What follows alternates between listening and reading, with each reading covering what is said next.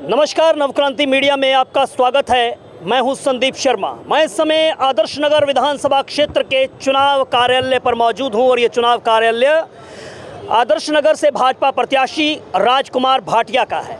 और इस चुनाव कार्यालय में जो आप मेरे साथ जो चेहरे देख रहे हैं, ये वो लोग हैं जो रणनीतिकार हैं, जो कि चुनाव लड़ने में पर्दे के पीछे इनकी एक अहम भूमिका है। तो हमने सोचा कि वो रणनीतिकार जो पर्दे के पीछे रहकर रणनीति बनाते हैं, रणनीति को अमली जामा पहनाते हैं, वो उनसे रूबरू आपका करवाना चाहिए कि आखिर रणनीति से ही चुनाव जीते जाते हैं। तो आदर्श नगर विधानसभा में राजकुमार भाटिया यहाँ से जीत दर्ज करें, उसके लिए क्या रणनीति जो है वो बनाई जा रही है। सबसे पहले जो मीडिया की बहुत अहम भूमिका होती है किसी भी चुनाव के अंदर, और यहाँ पर मीडिया की भूमिका देखने के लिए यहाँ पर विनोद शर्मा हैं। विनोद जी, आपका बहुत बहुत स्वागत है जी। आपकी बड़ी अहम भूमिका है क्योंकि नैरेटिव के ऊपर चुनाव जीते और नैरेटिव के ऊपर चुनाव हारे जाते हैं। नैरेटिव राजकुमार भाटिया का बनाने का काम आपके ऊपर है, क्या कर रहे हैं आप? देखिए, जो चुनाव की रणनीति है ना, वो हमारे युद्ध का अहम हिस्सा है। उसका खुलासा तो हम किसी भी हालत में किसी के सामने करेंगे नहीं। वो तो जब हमारा मैदान में हम होंगे, वो रणनीति आपको उसी समय पता लग जाएगी।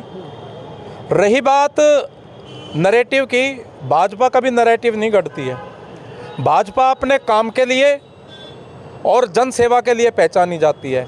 नैरेटिव वो लोग गढ़ते हैं जो ना ज़मीन पर होते हैं ना लोगों के दिलों में होते हैं। वो एक झूठ का पुलिंदा गढ़ते हैं और लोगों को प्रभावित करने का प्रयास करते हैं, जैसे कि दिल्ली के अंदर केजरीवाल और उसकी 10 साल की सरकार। आप कह रहे हैं कि झूठ का पुलिंदा गढ़ने की कोशिश कर रहा है। झूठ का पुलिंदा आम आदमी पार्टी तो कहती है कि दो मॉडल हैं। एक तो है केजरीवाल का मॉडल जिसमें आम लोगों को फ़ायदा पहुंचाया जा रहा है, दूसरा है वो मॉडल जिसमें कुछ बड़े लोगों को फ़ायदा पहुंचाया जा रहा है। तो इस पर आप जो है क्या समझते हैं, किस तरह से राजकुमार भाटिया जो हैं वो एक आम आदमी के लिए कुछ अच्छा करेंगे? और जिस तरह से यहाँ पर मुकेश गोयल भी हैं, शिवांग सिंगल भी हैं, दोनों जो है यहाँ पर जो है वो मुकाबले में हैं, तो किस तरह से आप देखते हैं? देखिए, आपने जो प्रश्न किया है कि केजरीवाल का जो कुनबा है या जो गैंग है वो ये आरोप लगा रहा है, तो सबसे पहले तो समाज के अंदर उसने यही फूट डाल दी। यानी वो फूट डालो और शासन करो कि एक तबके के लिए ये और दूसरा तबका ये। लेकिन जो भी तबके हैं ना जी, वो समाज के अहम हिस्सा है और भारतीय जनता पार्टी समाज के हर तबके के लिए, हर वर्ग के लिए काम करती है।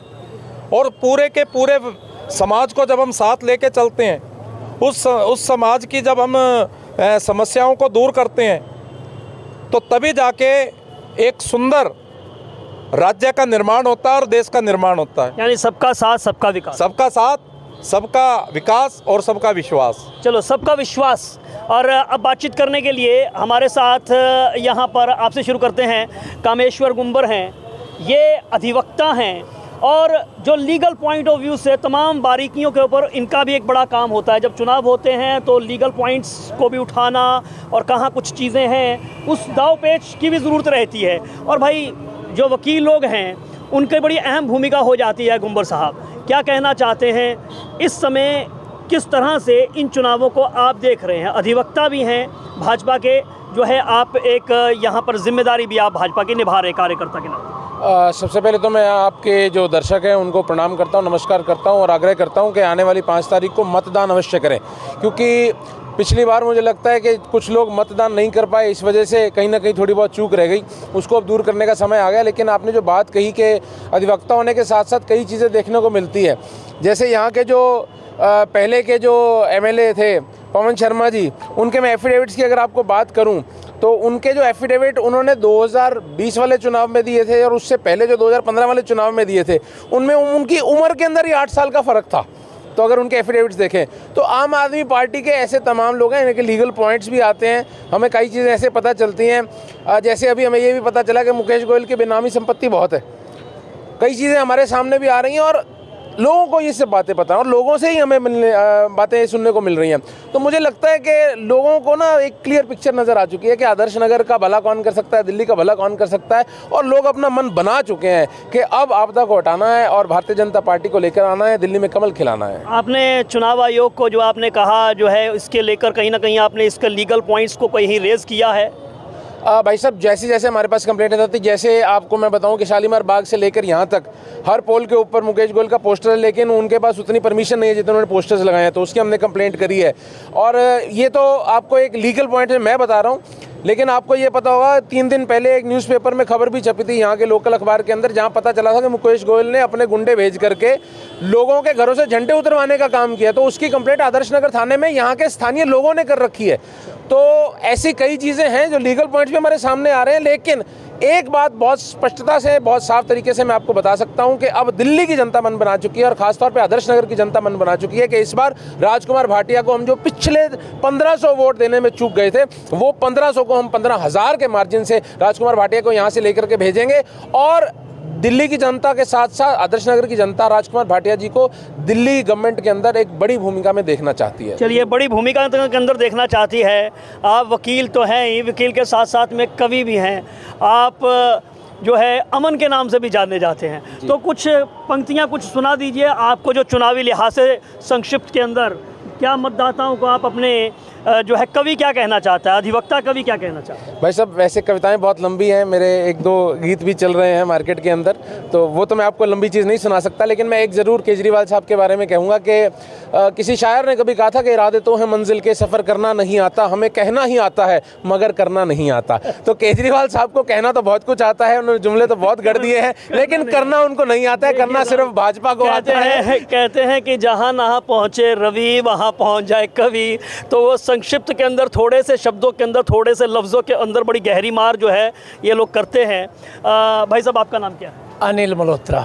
मल्होत्रा जी, की कहना चाहते हो, क्या कहना कह रहे हैं आप, क्या कहाँ जा रहा है इस समय दिल्ली की सियासत? अपने आप को आम आदमी कहने वाले, 2 कमरे के फ्लैट में रहने वाले, आज शीश महल के नाम पे जनता का पैसा लूटने वाले बताएं कि भाजपा कर रही है, ये कर रहे हैं, क्या कुछ रहे हैं, कर कुछ रहे हैं, किस तरह से दिल्ली को लूटा जा रहा है, शराब के ठेकों के माफिया, ये सवाल करें तो अच्छी बात नहीं। अब दिल्ली की जनता बता देगी, जन अदालत लग चुकी है, 5 फरवरी को जनता फैसला अपना सुना देगी और 8 फरवरी को सामने आ जाएगा। केजरीवाल जो आपदा का नाम है वो दिल्ली से मिटा दिया जाएगा और भारतीय जनता पार्टी का झंडा हर विधानसभा पे लहराएगा।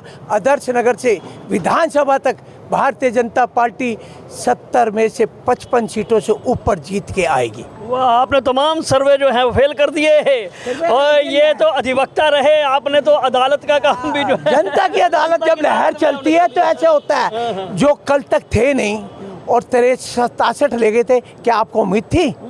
जब 62 ले गए, पहले 67 फिर 62 ले गए, उम्मीद थी वो? तब जनता की भावना अन्ना हजारे जी के साथ थी। इस ठग के साथ ही इस बहरूपये को पहचान लिया है और जान चुके दिल्ली की जनता कि ये बहरूपये के झांसे में नहीं आना। ये जब जेल में जाना होता है तो कभी शिक्षा नीति की बात करता है, किस इनके एमएलए 62 जो आ जाए, ये इतने बढ़िया स्कूल हैं, तो इनका कौन सा बच्चा स्कूल में पढ़ता है, बता दो। चलिए, बड़े सवाल उठा दिए भाई साहब ने, मल्होत्रा जी ने। भाई साहब, आपका नाम क्या है? मेरा नाम सत्यम दुबे है। जी दुबे जी, क्या कहना चाहते हैं? क्या इस बार कैसी लहर आदर्श नगर में आपने देख रहे हैं? इस बार तो मैं देख रहा हूं कि परिवर्तन की लहर है और वो बहुत स्पष्ट दिख रही है। आप ये भी देखना चाहें, आपको ये देख करके प्रसन्नता होगी कि पहले ही आम आदमी पार्टी वाले और दूसरे पार्टी वाले डर चुके हैं। उन्होंने अपना उम्मीदवार बदल दिया है यहाँ से। यदि वो क्लेम करते हैं कि उन्होंने अच्छा काम किया है तो उम्मीदवार बदलने की क्या आवश्यकता थी? बहुत बड़ी बात आपने उठा दी। आपने और उन्होंने जो भाजपा का, भारतीय जनता पार्टी का जो लिस्ट आया, उसमें आपने देखा होगा कि राजकुमार भाटिया जी का नाम 1 नंबर पे था। तो आप इससे आगे की रणनीति क्या है इसका भी अवलोकन कर सकते हैं। लेकिन जहाँ तक टिकट बदलने की बात है तो भाजपा भी तो टिकट बदल देती है। मोहन सिंह वशिष्ठ को दूसरी करावल नगर से भेज दिया। आदर्श नगर में टिकट फिर भी दिया। हाँ, मैं आदर्श दिया, ऐसा नहीं टिकट दिया गया है, हटा दिया, हटाया नहीं गया है। दूसरी बात, यहाँ की अगर बात करें हम लोग आदर्श नगर विधानसभा की, तो जो मुद्दे राजकुमार भाटिया साहब ने उठाए हैं और जिस पे उन्होंने आश्वासन दिया है, और वो कोरे आश्वासन नहीं है केजरीवाल के जैसे, वो कोई अपना शीश महल बनाने की बात नहीं कर रहे हैं, वो जनता की बात कर रहे हैं, वो जनता के सुख दुख में साथ रहने वाले यानी जो आदमी हैं। कहेंगे वो करेंगे। बिल्कुल करेंगे। और ये वैसे व्यक्ति नहीं है कि कहीं पे नौकरी करते थे और आगे राजनीति में और अचानक से कुछ पद पा लिया। ये संगठन से जुड़े हुए लोग हैं। इन्होंने अपने छात्र जीवन से राजनीति में कदम रखा, भाजयुमो के सदस्य रहे और वहाँ से विभिन्न पदों पर सुशोभित करते हुए आज भारतीय जनता पार्टी के उपाध्यक्ष के तौर पर आज संगठन में कार्यरत हैं पिछले विगत 20 वर्षों से। और वो यहाँ के लोकल हैं। आप जानते हैं आज़ादपुर मंडी जो है एशिया की सबसे बड़ी मंडी है, इसकी सारी समस्याओं से अवगत हैं और इसके लिए उन्होंने एक अपना खाका ब्लूप्रिंट तैयार कर रखा है और लोगों को उसके बारे में बता रहे हैं कि कैसे उन समस्याओं को दूर समाधान करेंगे। यानी कि उन्होंने पूरा का पूरा जो खाका तैयार किया हुआ है आदर्श नगर विधानसभा का, ब्लूप्रिंट तैयार किया हुआ है और कैसे करना है। और एक और बात, उनका तो ये मिशन है कि आदर्श नगर विधानसभा को आदर्श विधानसभा बना करके दिखाना है। चलिए, आदर्श विधानसभा बनाने की बात उनके कार्यकर्ता भी कर रहे हैं।